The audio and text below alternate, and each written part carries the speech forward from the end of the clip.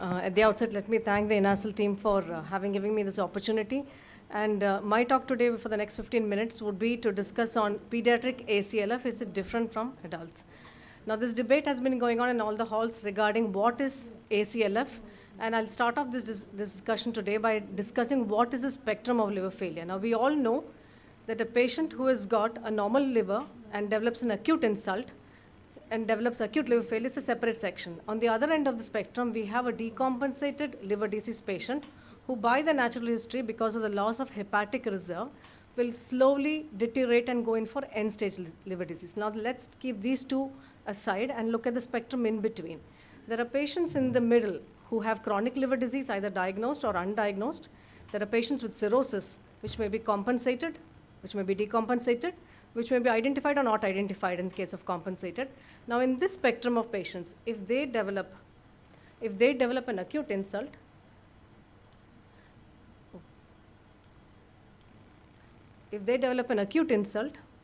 what happens is, what happens is they end up with having a liver failure. Now, this liver failure can result in what is called as an acute on chronic liver failure. This is true for chronic liver disease. Now, the definitions which have been put forward by different societies differ in how they categorize this patient. For example, the APASL ARC consortium, they have taken a homogeneous view for these patients and have had a liver-centric opinion, which means they take only the patients with chronic liver disease who have had an acute insult resulting in an acute liver failure. They do not include patients who have had cirrhosis, either compensated or decompensated, because they believe they're a different spectrum, and therefore this is a homogeneous group and they look at only liver insult with liver problems. Whereas the ESL has taken a broader view of this and have included all patients who have chronic liver disease, either and cirrhosis, which are compensated or decompensated. Whether it is a first attack or second attack, it is all taken into one basket. So this is where the differences between the two lie. Now, as far as adult definition of ACLF is concerned, there is no uniform consensus. The European, American, Asian, Chinese, etc. have had different definitions, and rightly so, because the local population is different, the criteria is different, the trigger factors may be also different. So that may be the reason why they're not able to come to a uniform consensus. But based on these definitions or criteria, it is a different set of patients that get selected into these definitions, which means if you take an APASL definition for a set population, you may have a different number of patients, whereas if you apply the same population to the ESL criteria, you'll get a different number of patients. So this has problems. It gives a heterogeneous data. It does not allow us to generalize the outcomes or the prognosis. Now, the incidence and prevalence can vary depending on what society you're looking at. The APASL gives an incidence rate of 5.7, the ESL 20, and the prevalence also varies. But what is common among all this is that there is a high short and medium term mortality associated with this condition. So what is agreed upon in all these societies is it is a pre-existing chronic liver disease is present. There is an acute decompensation, which is a precipitating event, and there is a high risk of mortality. This is the only bottom line which all the consortiums can come to.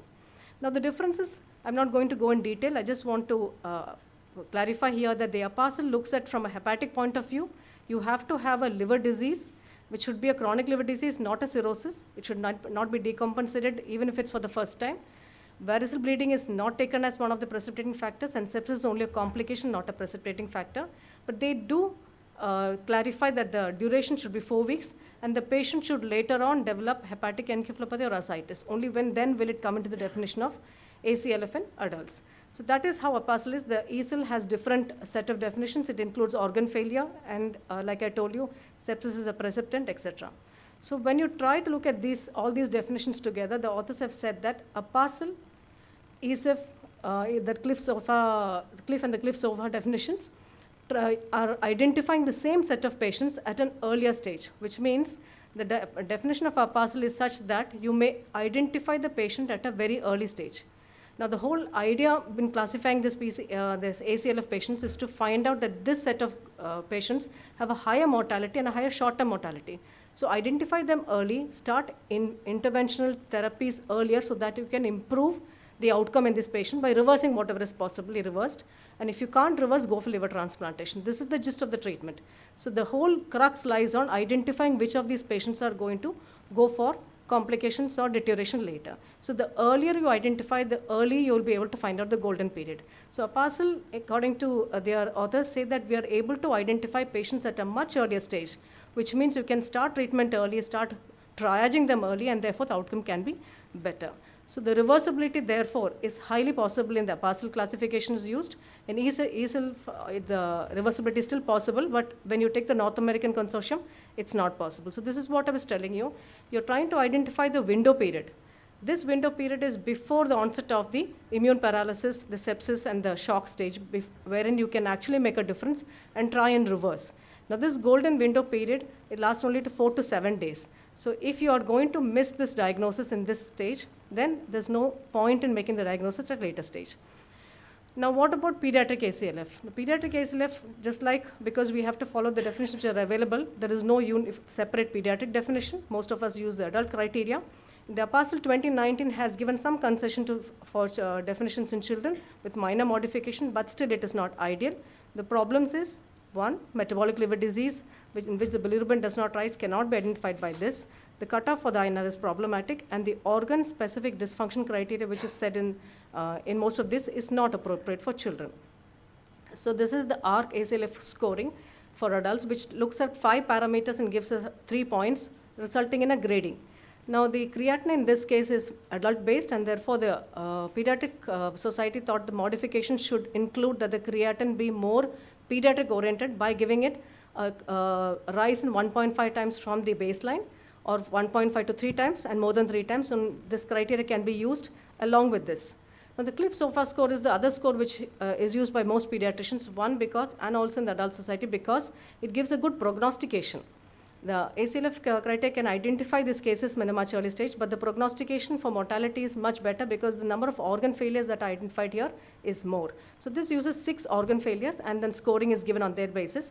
But most of the criteria, if you see the kidney criteria, the circulation criteria, are not appropriate for children.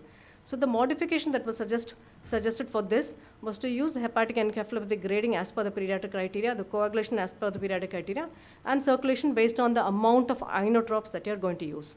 So this again, you have get an aggregate score, and each failing organ, if the score is more than 3, that organ is undergoing failure. An overall score of 11 or more is supposed to be having a bad prognosis. So the 4 prognostic models that I mentioned now, ACLF, the pediatric modification, SOFA, and the pediatric modification, all of them were evaluated by the ILBS team, and they had an AUROC of greater than 0.9% for predicting poor outcome. Therefore, all these 4 scorings are good. The ACLF score and the Cliff SOFA score was superior to other prognostic scores like MELD, with a cutoff score of 11 or more. But the pediatric modifications were no better, but still in the daily practical use, they are much better to use because it gives a better criteria for selection of patients. And by day 4, that is the important point, by day 4 the scores are rising, it indicates a poor outcome, and the scores are falling, it indicates a good outcome. So now how different is the pediatric ACLF from the adult ACLF? Now we know that in the East and the West, the etiologies differ. The East, including Europe and North America, form a different set of patients because of the criteria that they use also. And in Asia, the background liver disease and the triggers are also different. The prevalence in our Indian population is 11 to 22% based on Indian studies, both in SGPGI, in ILBS. The triggers are also different, and the progression seems to be much more rapid because of all the trigger factors. Mortality and the reversibility are seen in both these groups. These are the studies that were taken up for consideration for the purpose of the study, which is done by Alam et al. From the ILBS. And the profile that was seen for pediatric is the median age group ranges from the 6 months to 17 years, with a higher percentage of the patients about 10 years. Less than 3 years formed only less than 10% of the population, and that is because the criteria for diagnosing these patients are different in children. For example, hepatic encephalopathy. It's difficult to diagnose patients less than 3 years with hepatic encephalopathy. Of course, a caveat was introduced that you can use the modified criteria, but still we do miss a lot of these patients. Again, ascites, according to the criteria, it says clinical ascites. Now they have agreed for radiological ascites, but that's also not done in many centers. So it's difficult to get patients less than 3 years to fit into the criteria. Again, metabolic liver disease, which is not present with jaundice, cannot fit into this criteria, and those are a large percentage of the patients less than 3 years fall into the metabolic liver disease criteria. Biliary atresia with cholangitis, post-Kasai. Cholangitis is not taken as a criteria for calling ACLF. So now these patients are also removed from the diagnosis. So you don't get a lot of these patients less than 3 years when you use the APASL criteria. Whereas in the the ESL SOFA score, the biliary atresia is still taken as a criteria for making the diagnosis of ACLF. Now, from these studies, the first time presentation of patients was 82%. That is, a child who did not have a previous known liver disease presented for the first time with ACLF in 82% of the cases. But those who had CLD previously, 17.9%, and in many of these patients, 92% of them did develop ascites and encephalopathy later on. The median time from diagnosis of CLD to ACLF was around 6.5 months. Now, what about the background liver disease between the adults and the pediatric age groups? Of course, alcohol is the one which is seen mostly in adults, but the second commonest is cryptogenic and then viral hepatitis. Autoimmune disease and Wilson's are much lower in the list. Whereas in the pediatric population, Wilson's and autoimmune form the most commonest background disease which lead to ACLF. The third is cryptogenic. And like Dr. Abbas said, with the increasing incidence of fatty liver or NASH in children, we're probably going to see a large number of these patients also coming up as ACLF in the future. What about triggers for decompensation? Now, triggers for decompensation in the adult usually are viral hepatitis. Of course, alcohol again forms a criteria. Infections, drugs and CAM, and then unknown. Whereas in pediatric, flares of Wilson's disease and autoimmune hepatitis are known to be the commoner causes. Of course, hepatitis A, B, and E have regional variations. E, in the areas where it is more prevalent, is found to be an important factor for deterioration or precipitation of ACLF. But flares of Wilson's disease and autoimmune are the next most common causes. Drugs and unidentified factors form the next commonest causes. And biliary atresia in the West are much more common, which is not common in our setup because this does not fall into the criteria. Now, in children, GI bleed and infections with positive urine cultures or positive blood cultures were more likely, but these are not taken into consideration for APASL. But in real practice, we do find that these are one of the precipitating factors which cause deterioration of the patients, and they are easily reversible. What about organ failures? In adults, more comorbidities lead to a 74% organ failure, but this is less in children. Why? Possibly because of the absence of comorbidities like diabetes and cardiovascular diseases. More treatable etiologies like Wilson's disease and autoimmune hepatitis also contribute to lesser organ failures because these patients would have been intervened with earlier. Most of these organs, like I told you, are pristine and therefore can be reversed if intervened earlier. It's infections that are more common and they are treatable too. The most common organ failure that is seen, or the most severe organ failure that's seen is renal failure, though it's not the most commonest, and that alone can increase the death by 8-fold. Hepatic encephalopathy is also deemed as one of the organ failures. Now, when you look at renal failure, it's one of the most important causes of organ failures in adult. And in pediatrics, although that percentage is less, it's assumed that we are underdiagnosing this condition. The incidence is lower, but the mortality is very high, probably because of the lack of pre-existing comorbidities. But we're taking creatinine as a parameter for identifying renal disease, and we may be identifying them too late, or we may not be identifying dysfunction early enough. So a cystatin-based or a combined cystatin-based estimation would be better. And goal-directed therapy would help in better outcomes.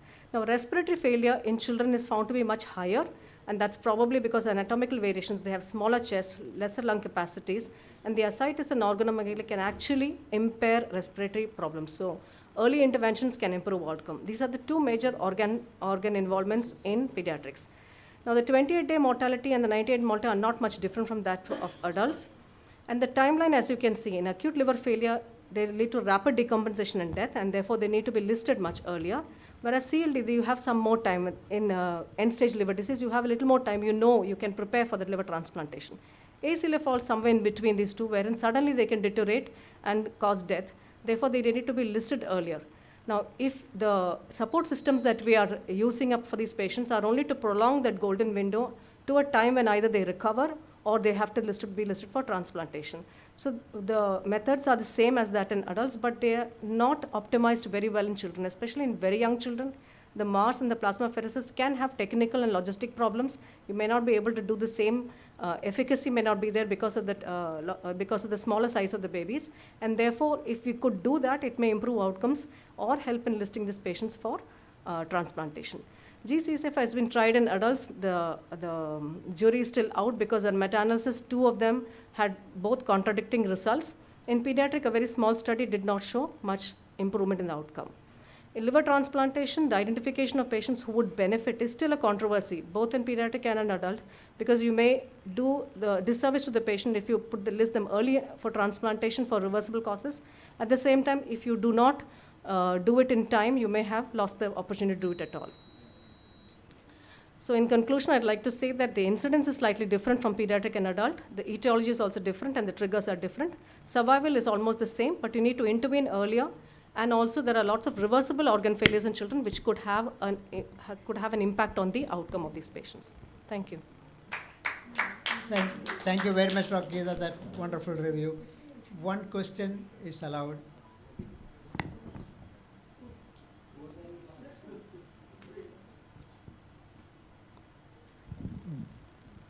Lovely talk, Geetha.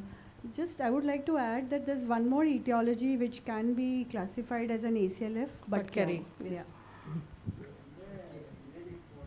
Thank you, madam. Thank you very much.